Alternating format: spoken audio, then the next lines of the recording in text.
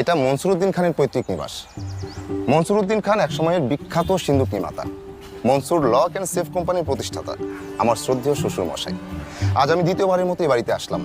প্রথমবার যখন এসেছিলাম আমাকে শ্বশুর মশাই ঘাট ধাক্কা দিয়ে বের করে দিয়েছিলেন। তোমাকে লজ্জা শরম বলে কিছু নাই? তুই কোন যোগ্যতা নিয়ে আমার বাড়ির সামনে এসে দাঁড়িয়েছো? কথা get out. I say get up, ওই যে গেট, বেরিয়ে যাও। জি, আসসালামু আলাইকুম। কিন্তু আজ সেই ভয় নেই, কারণ আজ আমরা সবাই ওনার আমন্ত্রণে এসেছি। আমাদের সবার পরিচয়টা আপনাদের জানা দরকার। আমার স্ত্রী তিথি, ও হচ্ছে আমার অক্সিজেন। বেশিক্ষণ ওর থেকে দূরে থাকলে আমার কেমন যেন হাসফাস লাগে। তিথি ইদানিং ফ্যাশন ডিজাইনার হিসেবে বেশ নাম করেছে। শিহাবুদ্দিন খান হচ্ছেন তিথির বড় ভাই, জাদ্রেল ক্রাইম লয়ার। এই লোকটাকে আমি কখন হাসতে দেখিনি। মনে হয় হাসি নামক অনুভূতি লোকটার ভেতরে আল্লাহ দেন নাই।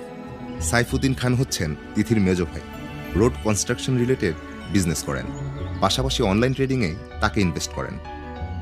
সারাক্ষণ চোখের সামনে মোবাইল ধরে রাখেন এবং শেয়ারের দাম ওঠানামা করার সাথে সাথে অদ্ভুত সব এক্সপ্রেশন দেন।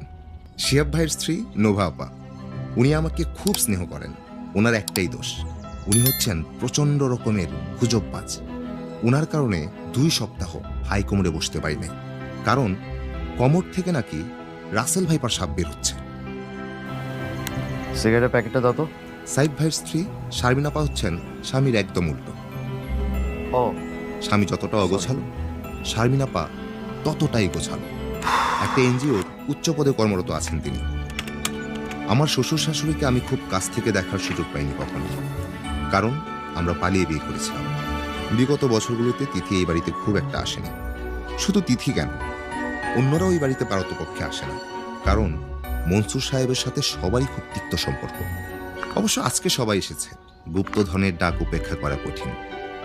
এই ডকুমেন্টারিটা বা ব্লগটা আপনারা দেখতে পারবেন একটা পরিবারের সকল সদস্য মিলে কিভাবে একটা সিন্ধুক থেকে গুপ্তধন উদ্ধার করে। ও ভালো কথা, সবার পরিচয় দেওয়া হলেও আমার পরিচয় দেওয়া হয়নি। আমি আরমান, ডকু ফিল্ম মেকার।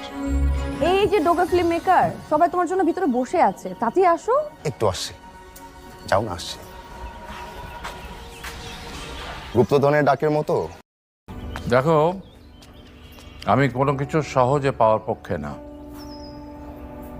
তারপরেও আমি গত 5 বছর আগে আমার সব সম্পদ খুব সহজেই তোমাদেরকে ভাগ করে দিয়ে দিয়েছি। কিন্তু তারপরে তার যা হাল হয়েছে সেটা তো দেখতেই পাচ্ছি। এবার কিন্তু সহজে কিছু পাবে না, তোমাদেরকে অর্জন করতে হবে। সন্তানরা বাবা মায়ের সম্পত্তি এমনিতেই পায়, এতদিন সেটাই জানতাম। এই প্রথম শুনতে পেলাম সন্তানদের বাবার সম্পত্তি অর্জন করে নিতে হবে। আচ্ছা বাবা, সত্যি করে বলো, আমরা তোমার সন্তান তো?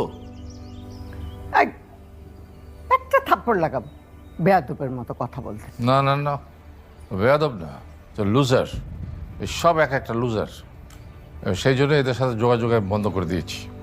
হ্যাঁ ঠিকই তো, এই জন্যই তো এরকম উইনার বাবার কাছে আসতে চাই না।